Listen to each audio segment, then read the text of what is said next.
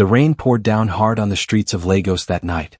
The city lights blurred behind the thick sheets of water falling from the dark sky. A black Rolls-Royce moved slowly through the wet roads.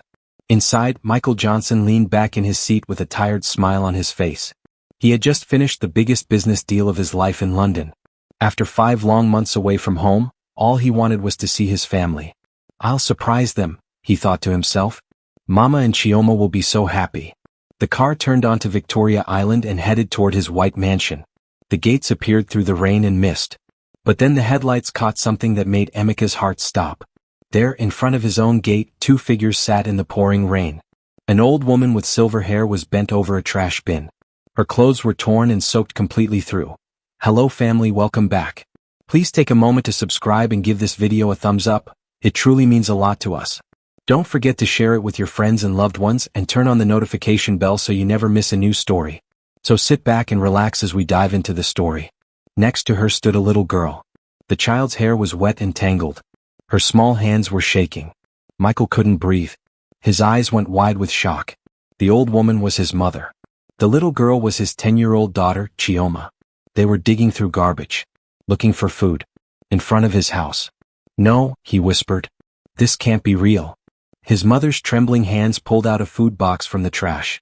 Chioma gripped her grandmother's arm tightly. "Grandma, please stop," the little girl cried. "I'm full. Let's go home before stepmom finds out." Michael felt his whole world breaking apart. The woman who had given birth to him. The child he swore to protect with his life. They were eating garbage. He threw open the car door and ran into the rain like a madman. The cold water hit his face, but he felt nothing. Nothing except the pain crushing his chest. He dropped to his knees in front of them. His arms wrapped around both of them as tears mixed with rain on his face. "Mama! Chioma!" he cried out. "What happened? Who did this to you?" Little Chioma burst into tears. She pointed a shaking finger toward the bright lights of the mansion behind them. "Stepmom said I couldn't eat," she sobbed. "Grandma came out to find food for me." His mother looked down. Her voice was so weak and broken. "Don't blame anyone, my son," she whispered. "I just couldn't watch her go hungry." Inside the mansion, music was playing. Laughter floated through the windows. Everything looked perfect and beautiful. But outside in the rain, the truth was destroying a man's heart. What had happened in this house while he was gone? Years ago, Michael Johnson was just a poor boy selling cold water in Balogun Market in Lagos. He had nothing but dreams and his mother's prayers. His mother, Grace Johnson, was a fish seller. She worked day and night to feed her only son. Sometimes she went hungry just so Michael could eat. "Study hard, my son," she always told him. "Education is the key to a better life." Michael studied under street lights. He walked miles to school every day. He never complained because he saw how hard his mother worked. When he turned 25, he started a small business. He borrowed money and began buying and selling land. He was smart and honest. People trusted him. Within 10 years, Michael became rich. Very rich. He built Grace Mount Holdings, a company that bought and sold properties all over Nigeria. Everyone in Lagos called him the Hope of Nigeria, the boy who proved that even the poorest child could become great. But then tragedy struck. Michael's wife, Blessing, died in a terrible car accident. She was going to deliver a birthday gift to his mother when it happened. The news broke Michael's heart into pieces. Blessing left behind their 5-year-old daughter, Chioma. The little girl had her mother's soft eyes and gentle smile. Michael cried for many nights. But he looked at his daughter and his aging mother. He made a promise to himself. "For them I will stay strong," he said. "I will work harder. I will give them the best life." He threw himself into his business. He worked day and night. His company grew bigger and bigger. He opened offices in Abuja, Port Harcourt, and even London. By day he was a strong businessman. But at night he was still a loving son. He would massage his mother's feet and read bedtime stories to little Chioma. As long as we have love, he believed, we can survive anything. 5 years passed. Michael was now 35 and very successful. But he was also very lonely. Then one day he met Victoria. She was beautiful and educated. She worked in media and helped promote his charity foundation. The foundation was named after his late wife, Blessing. Victoria was smart and graceful. She spoke well and dressed beautifully. She was polite to his mother and kind to little Chioma. Maybe God has sent her to fill the emptiness in my heart, Michael thought. After dating for 1 year, Michael decided to marry Victoria. All of Lagos celebrated the wedding. Everyone believed this was a new beginning for the family. On the wedding day, Mama Grace held Victoria's hands with tears in her eyes. "Thank you for coming into our family," she said softly. "All I want is for my son and granddaughter to be happy." Victoria smiled sweetly. "I will take care of them, Mama. I promise." Everyone believed her. Michael believed her most of all. But nobody knew that behind that beautiful smile was a cold and wicked heart. Would Michael's new marriage bring happiness or destruction to his family? At first, everything seemed perfect. Victoria was the ideal wife and stepmother. She organized the house beautifully and bought gifts for everyone. She taught Chioma how to speak French. She cooked special meals for Mama Grace. She smiled and laughed with the family. Michael felt relieved. "I made the right choice," he told himself. "My family is complete again." Because his business was growing so fast, Michael had to travel a lot. He went to London, Dubai, Singapore, and New York. Sometimes he was gone for weeks. But he wasn't worried. He believed his home was filled with love and warmth. Every night he would video call his family. On the screen he would see Victoria, his mother, and Chioma smiling together. They looked so happy. "Everything is fine here," Victoria would say sweetly. "Don't worry about us. Focus on your business." Michael had no idea that the moment he left Lagos, hell began for the two people he loved most. When Michael traveled, Victoria's true face appeared. She began to hate Mama Grace and little Chioma. She hated the way Mama Grace spoke. She hated the smell of the local food the old woman cooked. She even hated hearing Chioma call her grandmother in Yoruba. "This is Lagos, not some village," Victoria said coldly one day. "We must live like civilized people." She separated the dining tables. She locked the refrigerator with a key. She hid all the good food in her room. Mama Grace and Chioma were given only cold rice and salt to eat. Sometimes they got nothing at all. Many nights, Mama Grace would secretly cook a small pot of porridge for Chioma. She had to be very quiet so Victoria wouldn't hear. "Grandma, why doesn't my new mommy love us?" Chioma asked one night with tears in her eyes. Mama Grace hugged her tight. "It's okay, my child. Even the rain must stop someday. Just wait." But the rain wasn't stopping. It was getting worse. Victoria started throwing expensive parties at the mansion. She invited rich people, celebrities, and businessmen. The house was always full of music, laughter, and champagne. While the guests ate expensive food and drank wine, Mama Grace and Chioma hid in the back kitchen. They ate scraps and leftovers like servants. One night, Chioma had a terrible cough. Mama Grace went to ask Victoria for a glass of milk. Victoria looked at her with disgust. "That milk is for my guests," she said sharply. "Not for village people." Mama Grace said nothing. She just bowed her head and walked away with shame. That night, Chioma lay in her grandmother's arms crying. "Grandma, I miss Daddy. Does he know Mommy Victoria doesn't love me?" The old woman fought back her tears.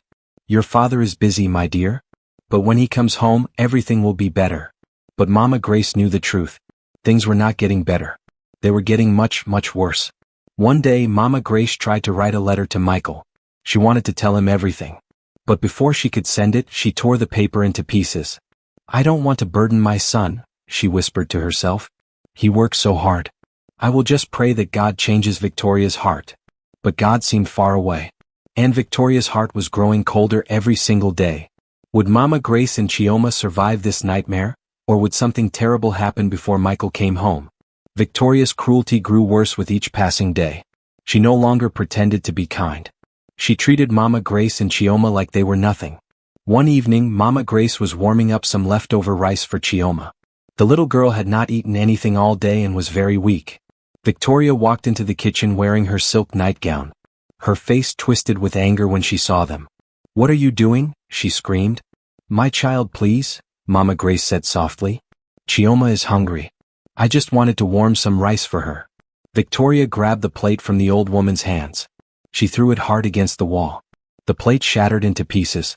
Rice scattered everywhere on the floor. "I don't want the smell of poverty in my kitchen." Victoria shouted.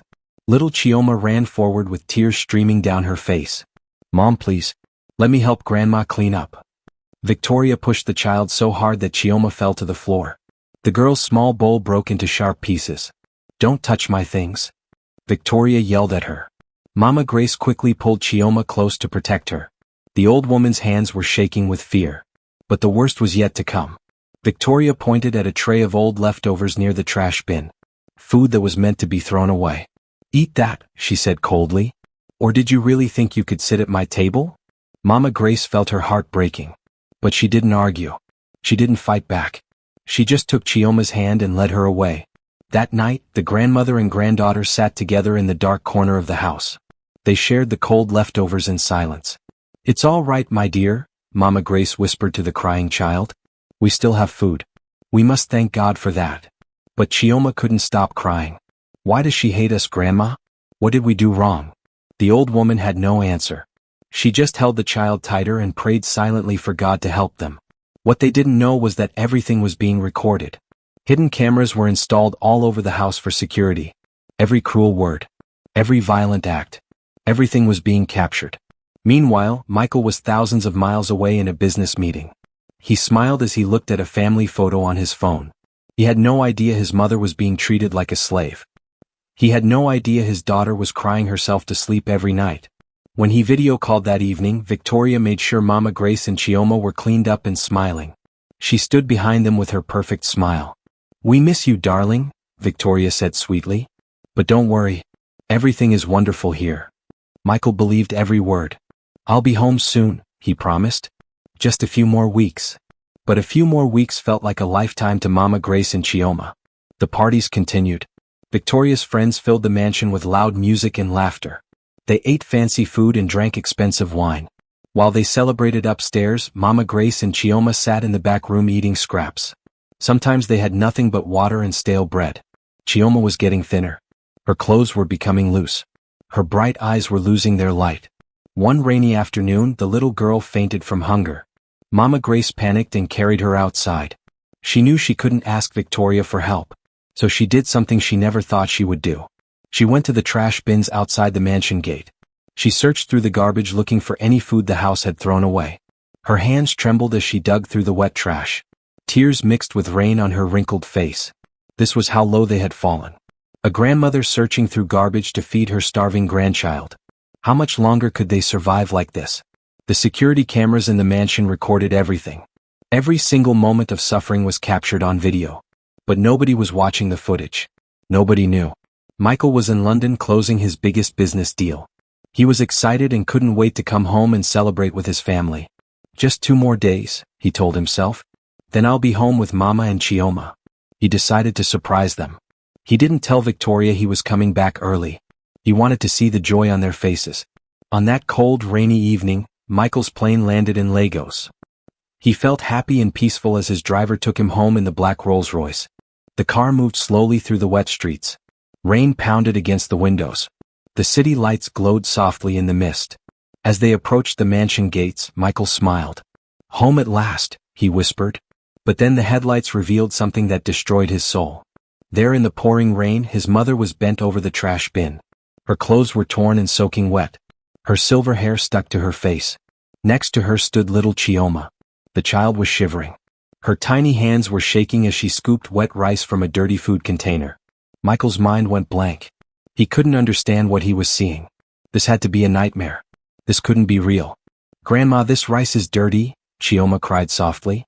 It's okay, my child, Mama Grace replied. As long as there's rice, there's still hope. Michael felt like his heart had been ripped from his chest. The woman who had starved herself to feed him as a boy. The daughter he swore to protect with his life. They were eating from the trash. He threw the car door open and ran through the rain like a madman. He didn't feel the cold water. He didn't feel anything except pure agony. He fell to his knees in front of them. His arms wrapped around both of them. His whole body shook with sobs. Mama! Chioma, he cried. What happened? Who did this to you? Chioma pointed toward the mansion with her small shaking finger. Stepmom said I couldn't eat, she sobbed. Grandma came out to find food for me. Mama Grace touched her son's wet face with her trembling hand. Don't blame anyone, my son. We were just hungry. Her words cut through Michael like a knife. He pulled them closer and cried harder. The rain mixed with his tears. Inside the mansion, music was playing. Through the windows, he could see Victoria laughing with her guests. She was wearing a beautiful red dress and holding a glass of wine. She was celebrating while his mother and daughter starved outside. Michael lifted his mother onto his back. He carried Chioma in his arms. He walked through the gates with fire in his eyes. Each step he took sounded like thunder. The rain poured down harder. His expensive suit was completely soaked, but he didn't care. The housekeeper saw him and dropped her tray. Glasses shattered on the marble floor. "Master Michael," she gasped. "You're home." He didn't respond. His voice came out low and deadly calm. "Turn on all the lights. Tonight, I want to see everything clearly." He gently placed his mother on a chair. He wrapped a warm blanket around her shoulders. He sat Chioma on the sofa and held her close. The little girl was still crying. "Please don't be angry, Daddy. Please don't punish me." Her words broke something deep inside him. How could his own child think she deserved punishment? From upstairs came the sound of high heels clicking on marble. Victoria appeared on the staircase in her red gown. She was still holding her phone. When she saw Michael, her smile froze.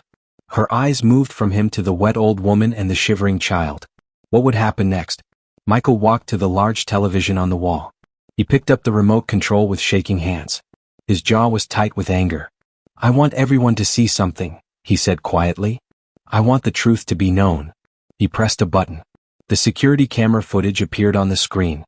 Everyone in the room watched in complete silence. The first clip showed Victoria throwing a plate at Mama Grace. The sound of it shattering filled the room. Rice scattered across the kitchen floor. The guests gasped. Some covered their mouths in shock. The next clip showed little Chioma trying to help her grandmother. Victoria pushed the child so hard she fell to the ground. Michael's hands gripped the remote so tightly his knuckles turned white. More videos played showing all of Victoria's cruelty. Then came the most heartbreaking clip. Mama Grace kneeling on the floor holding crying Chioma. The old woman whispered, "It's all right, my dear. We still have food." Thank God for that. Michael stopped the video. The room was completely silent. He turned slowly to face Victoria. "This is the woman I trusted with my family." Victoria fell to her knees crying. "Michael, I'm sorry. Please forgive me. I'll change." Michael pulled his hand away when she tried to grab it. The worst thing in life is not poverty. It's a heart without compassion. He looked at his mother and daughter. "We're leaving. This house is no longer our home." 3 days later, Michael sat at a wooden table with divorce papers in front of him. He signed them without hesitation. Victoria came down the stairs. Her eyes were red and swollen. "You really want to leave me?" "I'm not leaving you," Michael said quietly. "You left this family long ago." He took his mother's and daughter's hands. They walked out of the mansion into the light rain. Michael drove them back to Makoko, the place where he grew up. He bought back his childhood home and repaired it with his own hands. No marble floors. No chandeliers. Just wood, love, and peace. Mama Grace planted flowers by the porch. Chioma painted a picture on the wall showing them holding hands under the sun. Every morning Michael cooked breakfast. Simple food, but it tasted like heaven. Months passed. Michael traveled with his mother and daughter to Ghana, Kenya, and South Africa. Not in luxury hotels but as simple travelers sharing meals and stories. In Accra they met orphan children singing under the sun. Mama Grace held a small girl's hand and wiped dirt from her cheek. Chioma shared her biscuits with the other children. Michael knelt beside them listening to their stories. That day he decided to start the Grace Foundation. Named after his mother, it would help widows, orphans, and abandoned elderly across Africa. The launch ceremony happened in Cape Town. Michael stood at the podium in a simple white shirt. In the front row, Mama Grace and Chioma held hands watching him with pride. "Someone once told me success means having everything," Michael said. "But true success is when you can give something back." He paused and looked at his family. No one should ever let their mother and child eat leftovers. Because love is never something to be thrown away. The crowd clapped loudly. The photo of Michael hugging his mother and daughter in the rain spread across Africa. People called him the billionaire of compassion. But Michael just smiled and said, "I'm not a hero. I'm just a son trying to make his mother smile again." 5 years later, Nigeria had changed. The image of that rainy night became famous across the world. It reminded everyone never to neglect those who gave them life. In the small wooden house in Makoko, rain fell again one afternoon. But this time, everyone was warm and dry inside. Mama Grace sat on the porch watching the rain. Chioma, now 15, placed hot food on the table. "Grandma, I cooked the vegetable soup your way," she said proudly. Michael walked in wearing his plain shirt. He served rice into 3 bowls. 3 bowls. 3 smiles. 3 hearts that had once been broken but were now healed. "Mom," Michael said softly, "I used to think money could buy everything. But sharing a meal together is worth more than all the gold in the world. Mama Grace smiled with tears in her eyes. You walked through the storm, my son, just to understand the value of the rain. Little Chioma asked, Grandma, what is happiness? The old woman replied gently, Happiness, my dear, is when you're grateful even for a single meal. They laughed softly together. The warm yellow light filled the room. Outside, the rain fell gently. The waves of Makoko touched the wooden walls like a peaceful song. There was no more sorrow. Only gratitude, love, and redemption remained. Michael looked at his mother and daughter. This was all he needed. Not mansions or fame. Just them. Just love. Just home. And in that moment he knew he was finally truly rich. We've come to the end of today's story. I hope it touched your heart. Thanks for watching and staying with us till the end. Don't forget to like, share, and subscribe for more inspiring stories. See you in the next one. And tell us in the comments, where are you watching from?